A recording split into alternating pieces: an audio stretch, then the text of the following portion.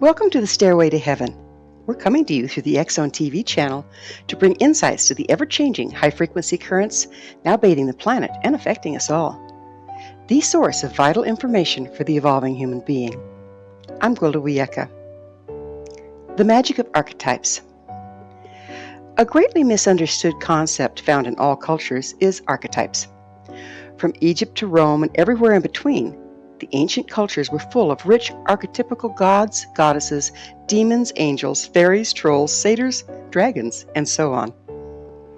While in modern times they're seen as deities or false gods worshipped by an ignorant, primitive, superstitious people, in truth they were originally metaphorical representations of particular bandwidths of frequency or expression. These metaphors were a two-way street. On one hand, they would appear in the imagination, dreamscape, or shamanic trance to represent the frequencies at play in any given situation. This was a form of receiving information regarding what was taking place at the quantum level, the invisible realm, where all manifestation begins. On the other hand, by actively conjuring the vision of an archetype, the practitioner of the magical or shamanic arts, aka frequency masters, could use the image to attune to a direct particular bandwidths of frequency at will, thus managing matter at the quantum level. This was used to correct frequency imbalances in order to heal person, place, or thing. Now I realize I just said a mouthful, so let's break it down a bit. As we move through the area of the galaxy with less luminosity, the practices became dogmatic and true function of frequency mastery was lost. During this time, everything was viewed as physical matter and literal. Thus, if one encountered a demon in a shamanic trance, or dreamed of one associated with a person, it was immediately translated as evil, a literal demon, a thing to be battled, burned at the stake, or whatever was the accepted method of cleansing evil at the time. As we began entering an area of greater light, we recognized the folly of that approach and assumed the archetypes were simply superstition or stories told to children to get them to behave. In reality, neither is true. If an archetype shows up in the imagination, a dream, or a shamanic trance as a demon or something equally repugnant, it's simply an indication that there are frequencies present that are imbalanced or incompatible with our intentions. It's accurate information, not just superstition, but it's not literal. It's all in the translation of the allegory, which is virtually a lost art. Another function of archetypes is to represent and focus expressions.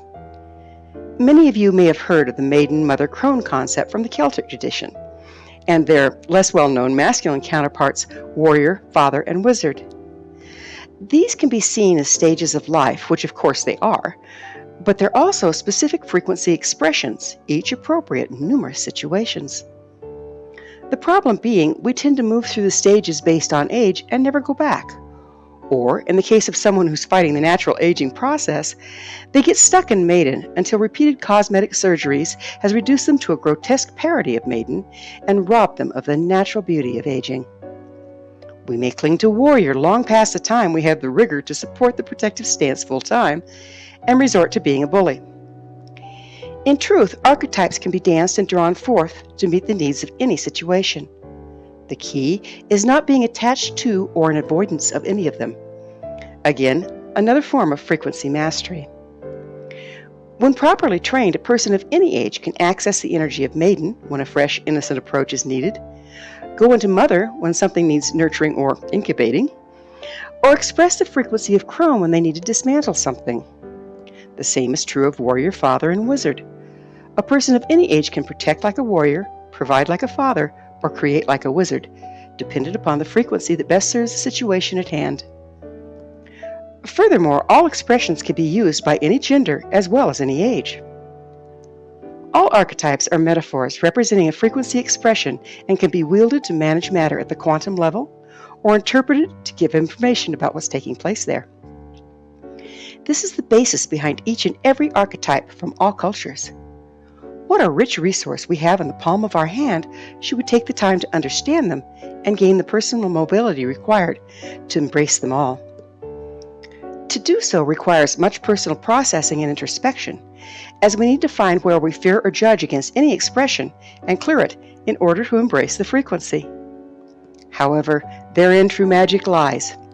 Each of us can become frequency masters and co-create the world we've dreamt of. So, which will it be? A dragon master or the one that hides from dragons? It's a personal choice each of us must make on the Stairway to Heaven. Thank you for joining me, Gwilda Wiyaka, on the Stairway to Heaven, where we provide updates on the energetic currents facilitating our evolution into conscious, powerful co-creators. Until next time, may you be blessed on your sacred path to wholeness. We are here. The time is now.